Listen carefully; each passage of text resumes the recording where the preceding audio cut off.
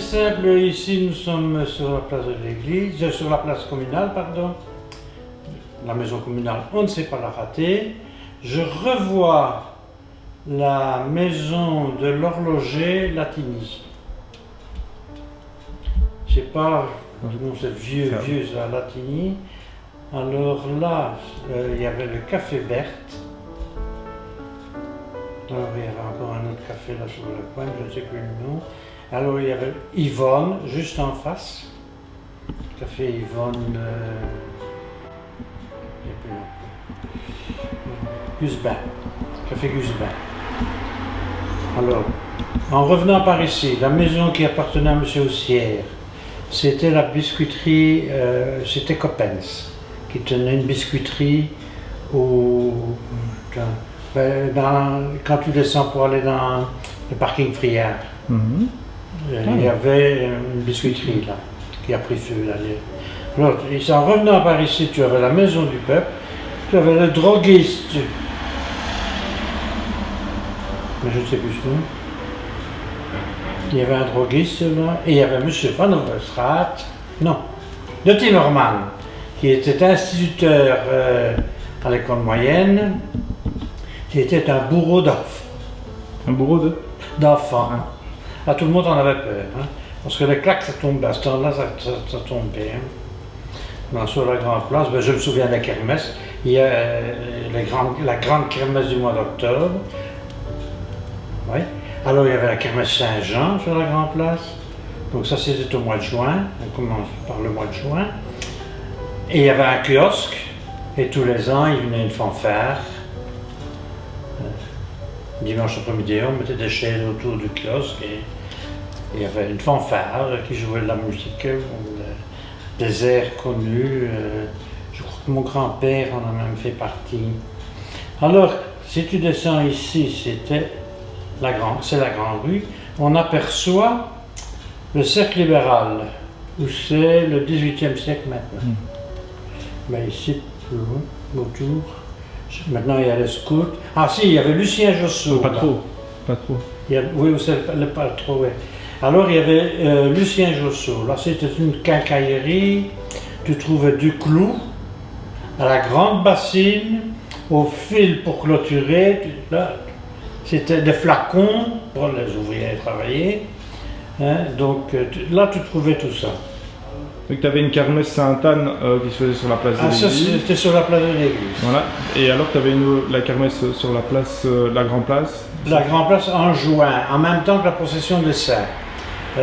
On sortait tous les saints de l'église, c'était immense. On montait le château par l'arrière et on redescendait par l'avant.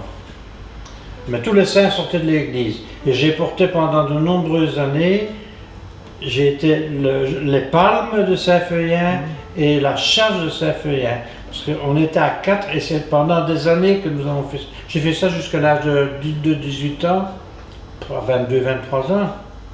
On avait une tenue spéciale. Il fallait que la tenue aille sur les gars. Donc il fallait les gars à peu près de la même taille, quoi. Et je crois qu'il y avait Jean Barthélemy avec nous, Paul Dumont et Jean Aigria à cette époque-là. Et alors il y avait 2 enfants de chœur qui portaient les palmes. C'était une procession magnifique. Je ne sais pas ce que tous ces saints-là sont partis. Ils ne sont plus dans l'église Non. Il y avait la Sainte-Vierge. Et alors il y avait des stations. On s'arrêtait, on priait là. Et ça, c'était des bons souvenirs. Et alors, des souvenirs. La Ducasse du Faubourg, c'est une ducasse qui a été créée après la guerre par un boucher. Il s'appelait, je crois, Marius Peters, avec une équipe formidable, dont je me souviens d'Achille Hélin. Et la première année qu'ils ont fait cette kermesse-là, on a annoncé le prince et la princesse Emilia Skosku et leur suite. Et on est allé les chercher à la gare, donc ce sont des gens du faubourg qui sont allés s'habiller à Petit-Hollande. Ils ont pris le train à Petit-Hollande, ils sont descendus du train ici à la gare d'Heureux. Et il y avait le prince et la princesse Emilia Skosku. Le prince qui n'arrêtait pas de se gratter le cul.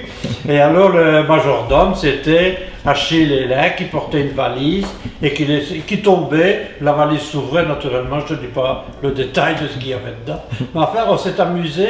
Et c'est là que Thérèse Duré, Thérèse Baudy à l'époque, et Henri Duré sont arrivés et qui ont créé des spectacles sur la kermesse. Ah, c'est pas ça. Alors là c'était la plus petite, mais la plus belle kermesse du Reux, ça je peux m'en souvenir parce qu'elle a débuté après la guerre, en 45-46, puis ça a tourné en autre boudin comme tout le reste. Ça, c'est la kermesse du Faubourg, c'est ça? La kermesse du Faubourg. Et ça se passait en haut de la rue canadienne. Ouais. Donc là, en haut de la rue canadienne, il y avait un kiosque, et là, le spectacle, il y avait des jeux pour les enfants, des jeux, bon, on pendait un flacon, on te bandait les yeux, on te donnait un bâton, il fallait aller trouver. Alors, il y avait aussi le jeu, la bougie, c'était une bassine remplie d'eau, on mettait une bougie dans le fond, et il fallait aller la chercher avec ses dents. Là. Et alors, bah, ils ont fait. Il y a Jobré et Jobrette qui sont venus à ce moment-là, d'autres artistes, mais c'était pour moi la plus belle kermesse du Reux. Il y avait un amusement formidable.